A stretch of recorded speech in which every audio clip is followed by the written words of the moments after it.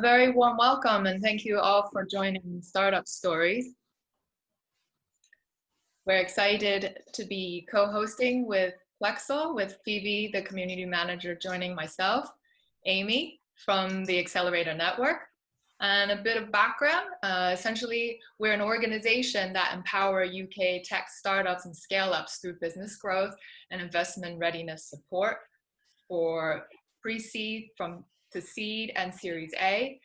Our Fast Forward Pre-Accelerator program helps development of MVPs and the early stage startups. And our Accelerator Academy is actually the third accelerator started in the UK. And we also have the Scale Up Accelerator, helping those businesses that are scaling growth at Series A. We are also delivering Cyber 101 boot camps in partnership with Digital Catapult that support cybersecurity startups, and investor readiness boot camps for immersive businesses, collaborating with organizations like Immerse UK. So we're very passionate about these connections within the startup ecosystem. And likewise, Plexal is an innovation center and co-working space that empowers collaboration. And they're looking at tackling some of the biggest challenges facing society, from social inclusion to cybersecurity and mobility. And today we're really excited to be in conversation with two of the founders from our communities. Ben, the co-founder of Artificial Artists, who's an Accelerator Academy alumni, and Dami, the founder of MOONHUB, who's a Plexal member. And the two of them also have in connection that Ben was an alumni of the Augmentor program, the third cohort that helps immersive tech businesses.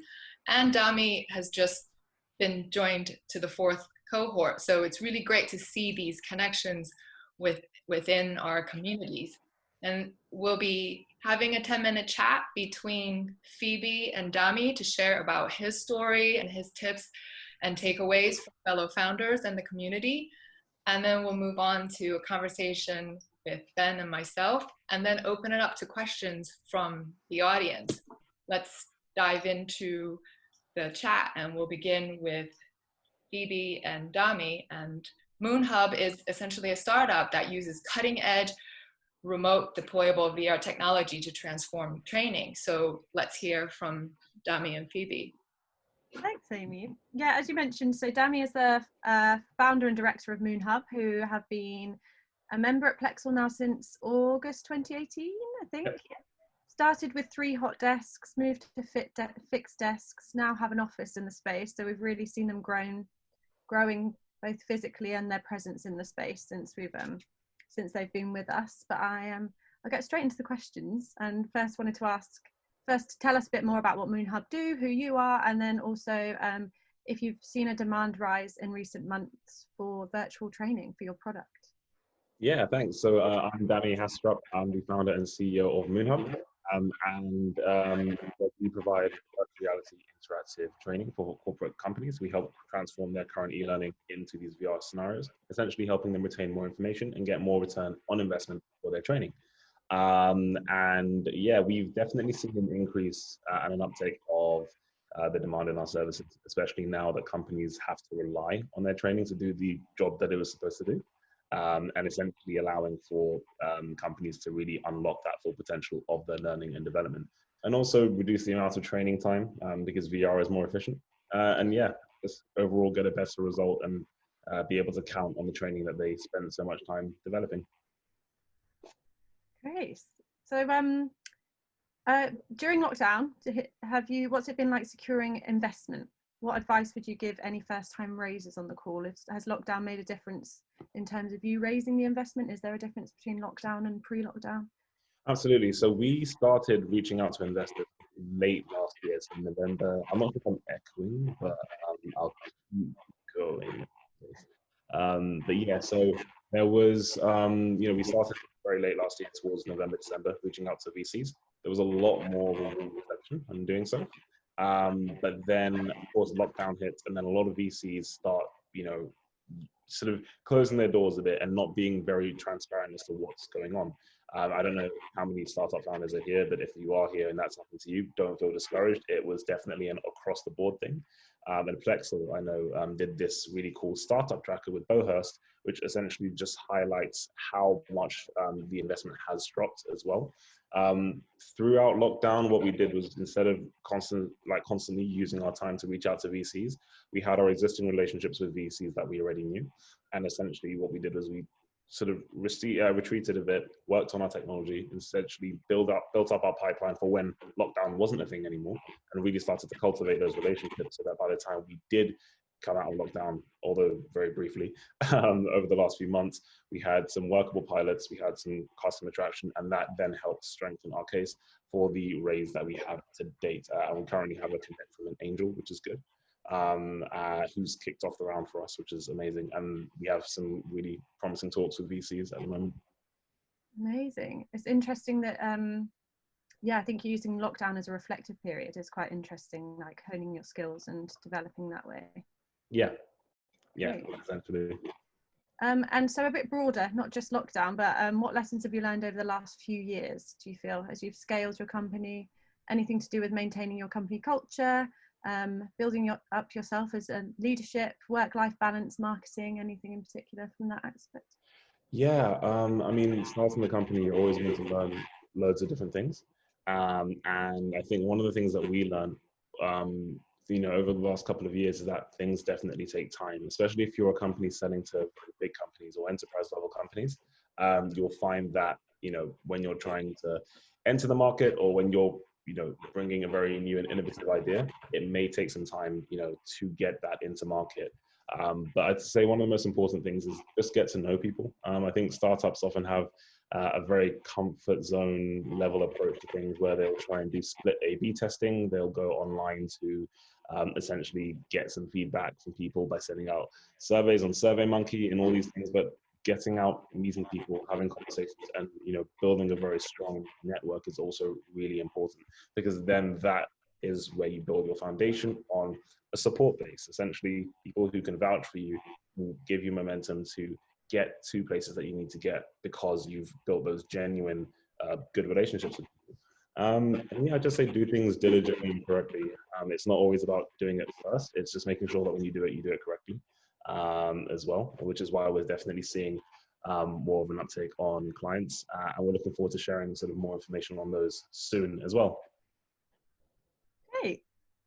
You talk about your support networks. I just wondered, are there like specific particular support networks that you felt that you've relied on heavily throughout your journey? I know that you're now in cohort 4 for the Augmenter Accelerator, which is amazing. Are there other programs that you've been through that have provided some kind of support during your journey? Well, being in Plexal has obviously been brilliant, because we have, being in Plexal allows us to essentially, meet people from sort of different companies, and they've really been helpful. So, for example, Barclays at their Eagle Labs have been great. You also have, the Plexal team themselves and the startups in the space. We were part of an accelerator, the NatWest Accelerator, before. That was okay. I'm not going to delve too deep into that one, but yeah, you get to essentially meet different companies and different cohorts. As mentioned earlier, we are currently on Augmenter cohort 4.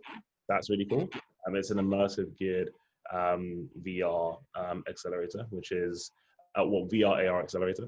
That's really fun. So yeah, just been really enjoying that as well. But yeah, essentially allowing us to really just get to network with people, and those support networks can really help you identify problems that you may not know you've had in the company, or you may have these issues and realize they're not actually so uncommon, rather that other people are also going through these things. And it's really important to have that network, because it can help keep morale going, it can help keep your momentum going, as well as getting a perspective on how the industry is doing in general.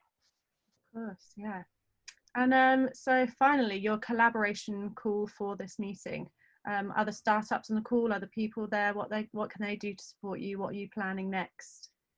Yeah, so we've got some really cool projects going on, and if anybody wants to follow us to keep updated on when we can announce them, because there was some very big brands. So we've finally got press rights, so they're coming soon. You can follow us at the MOONHUB on all social platforms. And essentially, if you want to collaborate, if you have technology that you think can work quite well with either sort of the deployment of a virtual reality training system, or if you have technology that is VR based in and of itself, or if you just have very cool tech that you think, hey, there's some really good synergy here, or there's a synergy in the sense that we've got sort of a great network in this industry. We're always open to talk, because I think exploring is the first step to finding, and then once you do that, you'll be able to know where to pitch your tent and where to move forward. Great. Thanks so much, Demi. So I think that concludes our little interview section. We'll pass over to Amy and Ben now to have a chat amongst themselves. Yeah. Thanks so much, Phoebe and Dami. I think, what was really interesting that you highlight is that, you've actually tapped into quite a few different support networks and systems along the way, and how, to draw on that. So yeah, thanks for sharing all of that. And yeah, Ben, great to have you with us today. So great to be here. Yeah. Let's start with, what does Artificial Artists do, and, how has 3D animation opportunities been impacted in these recent times? And, if you could take us through that as an introduction. And Sure. So yeah, my co-founder Tim and I, our background was sort of 3D animation, working for a big global visual effects and animation studio.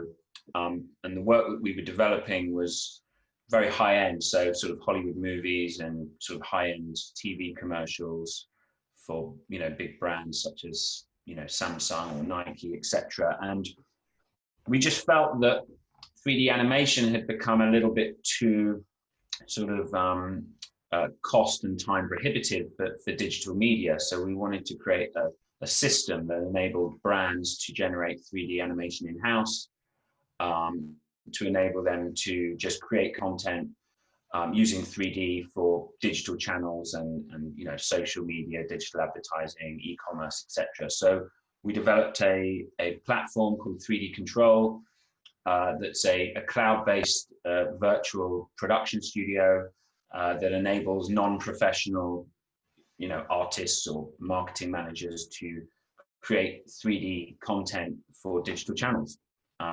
So yeah, that's kind of our background and what we've developed. And then, have you seen that in recent times that has been impacted, or actually, there is growth in demand? You talked about e-commerce and such, and those are growing areas.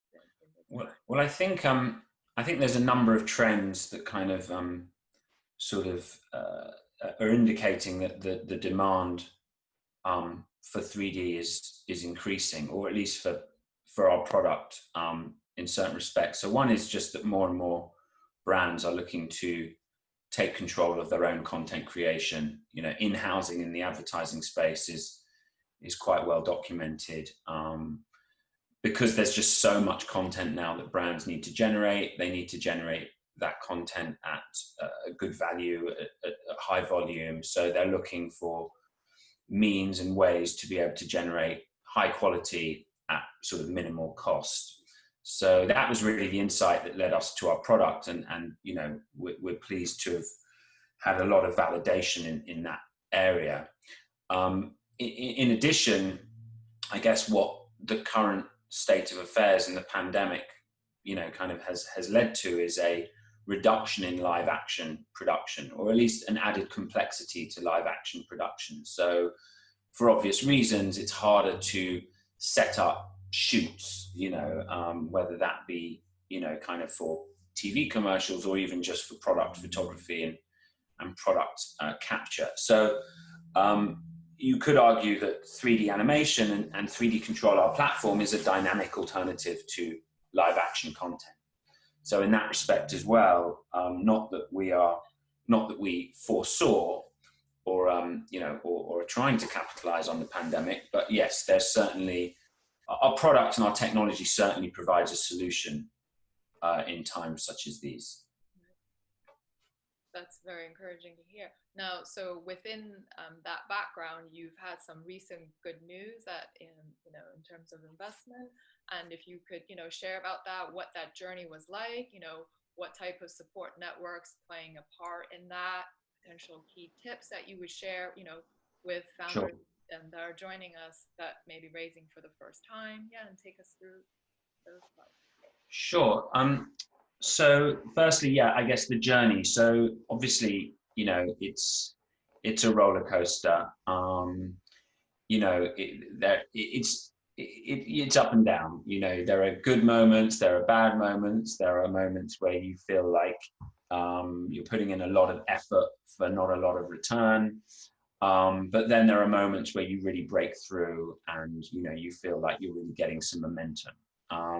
And those first successes are the really important ones, because with them on board, it becomes a lot easier to have the follow-on conversations, and it becomes a lot easier to encourage other investors to come on board. But in terms of the process, I loved it personally. I know my co-founder did as well, mainly just because it was such a new experience for us. We'd worked for 20 years in the advertising industry, in the visual effects production industry. We'd never undergone a process like that. So it's just great. I felt for our stage of our careers, just learning so much and just having a completely new experience was just really refreshing. So the journey was great. I think the only other thing to mention, I know Dami sort of mentioned this as well, is that it does just take so much longer than you anticipate. And even if you anticipate it's going to take longer than you think you're going to anticipate, add more time to it. It just will do. And that's just the way it is. And that's something to be prepared for. So start as early as you can. In terms of support networks, for us, that was absolutely crucial. And I think the accelerators that we were very fortunate to be selected for were hugely influential in our success, ultimately. I think that there's three reasons for that. One is education, just to educate us on the process and what to expect and what to look for, and all of the level of detail, whether it's the legalities or just the terminology. You need to educate yourself, and being part of an accelerator is an accelerant to that education. So that is one of the main reasons why the accelerators were good. Two, the second reason is for introductions into the investment community. Obviously, if you're looking for investment, you need to know investors. And again, an accelerator is a really good bridge to help introduce you to some of those investors. And those investors aren't necessarily the people that will invest, but it's starting to have those conversations is crucial, because you get the feedback you need. And also, often you'll meet an investor who doesn't want to invest, but will identify a potential other investor who it's maybe more appropriate for. And so you're just starting to network. And being part of an accelerator can help with those introductions and help you start to take your first steps into that network.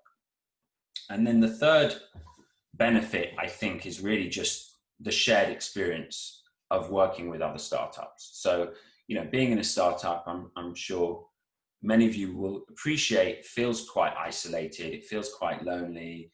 You're just preaching to the converted. You're all sitting around just talking to each other about your product, about your business, about your future. And you really need to break free and start sort of sharing those experiences and started learning from other people who are in the same position as you are, or a similar position as you are.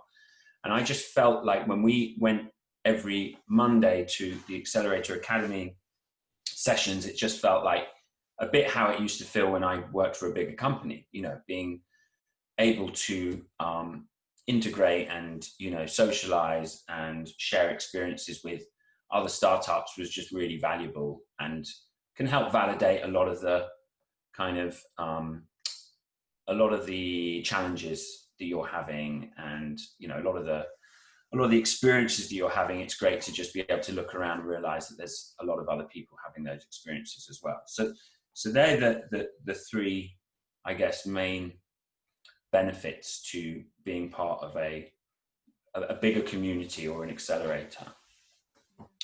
I think the other thing was tips. The tips we would provide is, I guess, just adding to what I've just said, really, is you need to really understand the process, and really help educate yourself on how it all works. And it is complex, and it is nuanced, and you just need to really understand. If you're going to get investment and you're going to secure investment, you need to really know what you're talking about, which I certainly didn't at the beginning by any stretch of the imagination. I was definitely winging it until the likes of the Accelerator Academy helped educate me.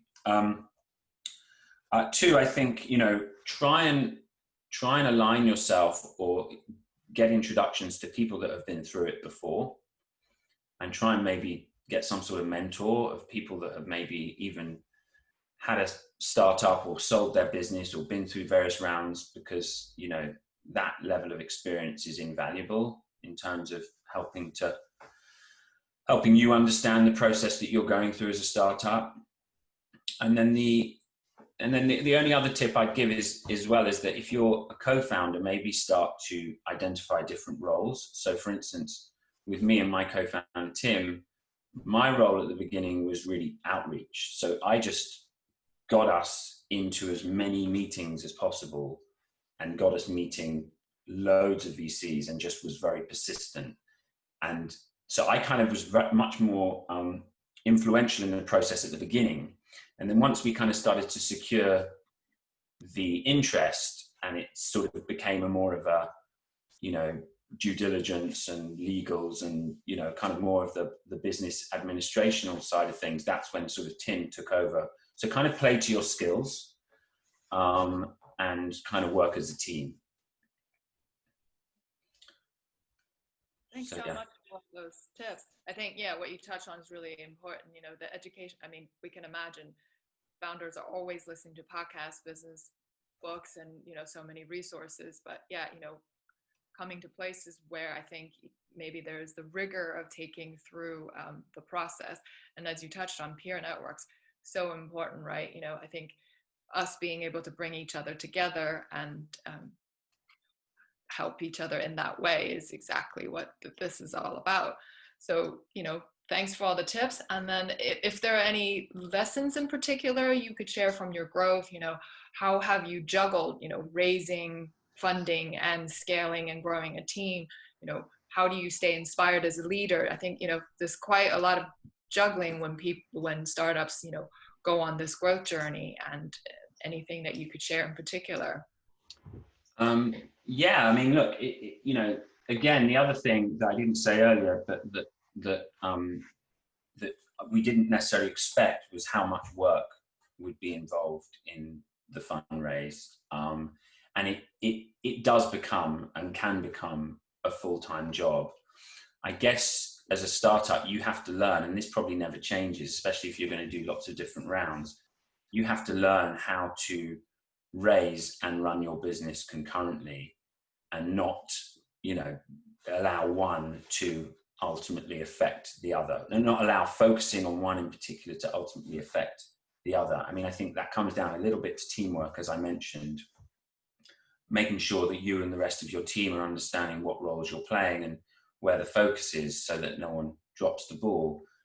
But I guess the benefit of the raise, one of the key benefits of the raise, obviously, other than to be able to prolong our lifespan and to keep going as a business, but it is just just how refreshing it is just to be able to stop focusing on investment, and just suddenly you feel like you have all of this extra time, because obviously it's like a massive project. I guess if you're ever juggling, let's say 3 or 4 projects in your workload, to have one of the biggest projects suddenly removed means that you can spend more time on those other ones.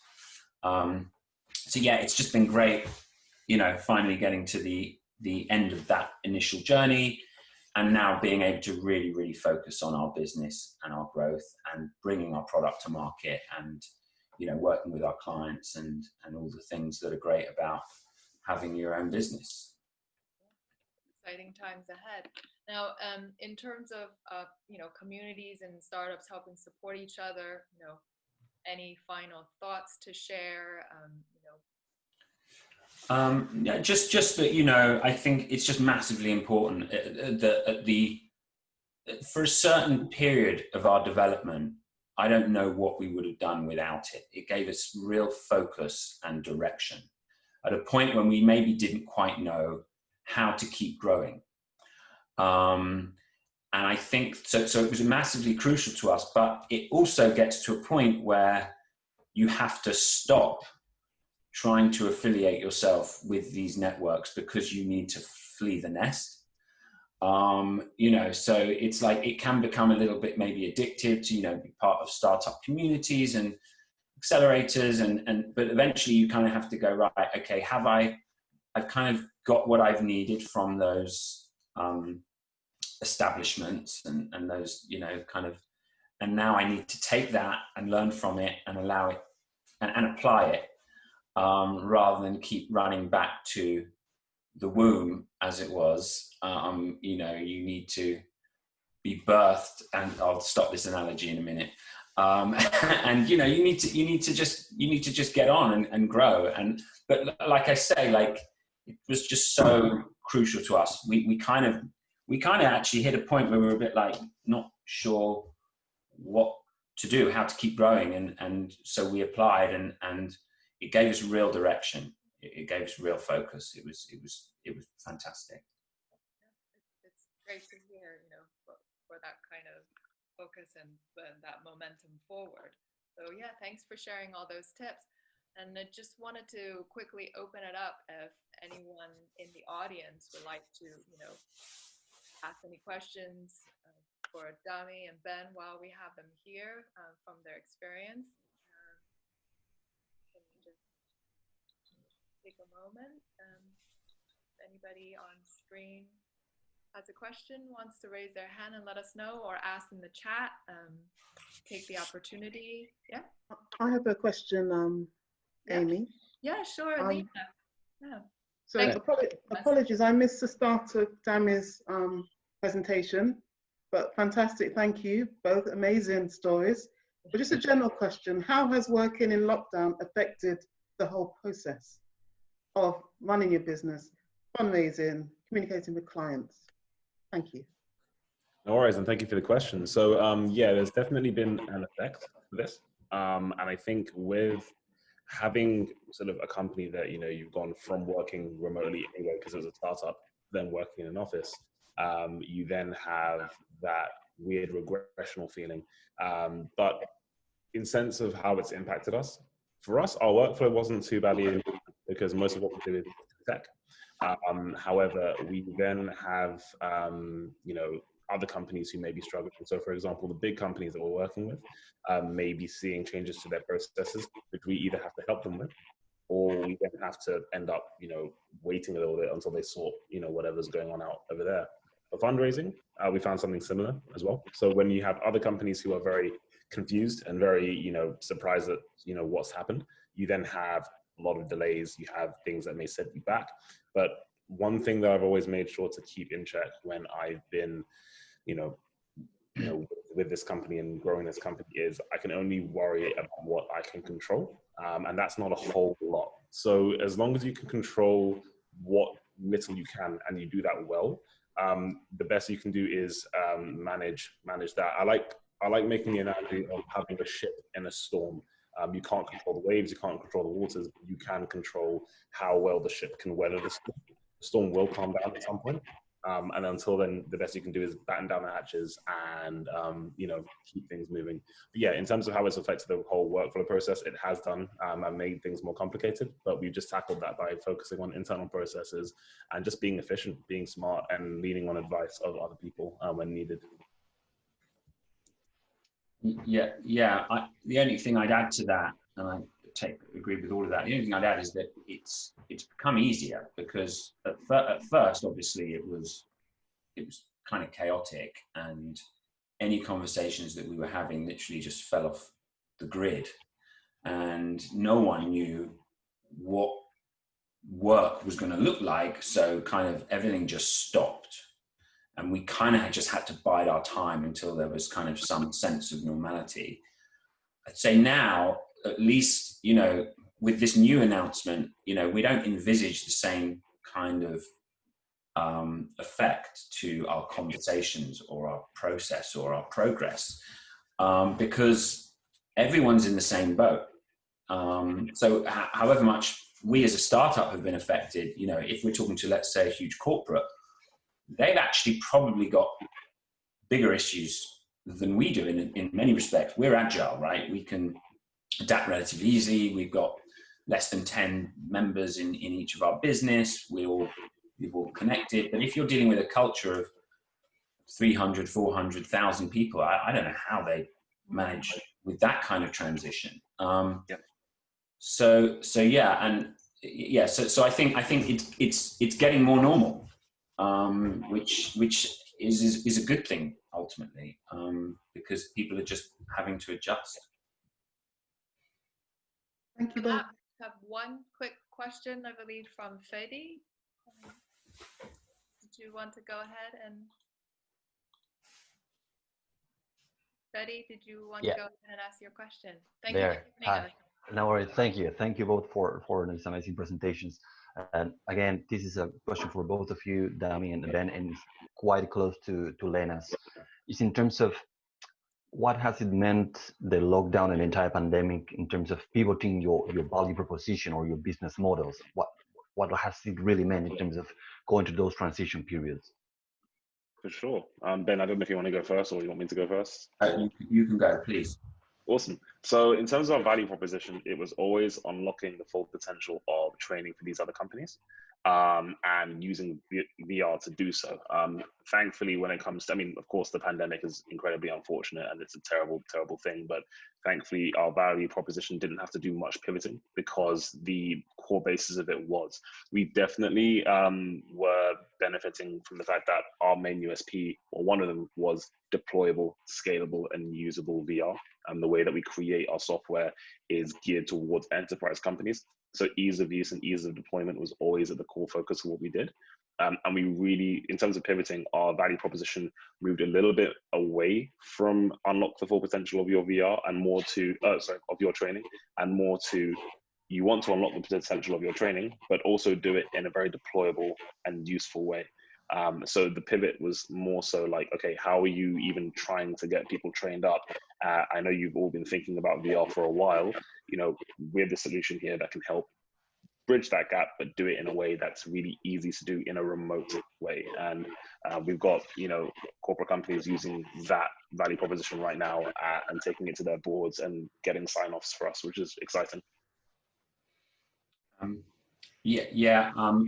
Similarly, I mean, we didn't have to pivot our product or our proposition really. I think what a lot of people I've seen, what they pivot is their message or their marketing, because they kind of want to almost capitalize on the current state of affairs. And I think you got to be careful with that. I saw a lot of people, particularly in the animation business, kind of almost excitedly announce how, because they're not shooting live action production with humans, they are a solution to brands who need to communicate with their audiences. And I think initially it went down badly, because you've got to be careful not to kind of shout just because you're kind of COVID proof.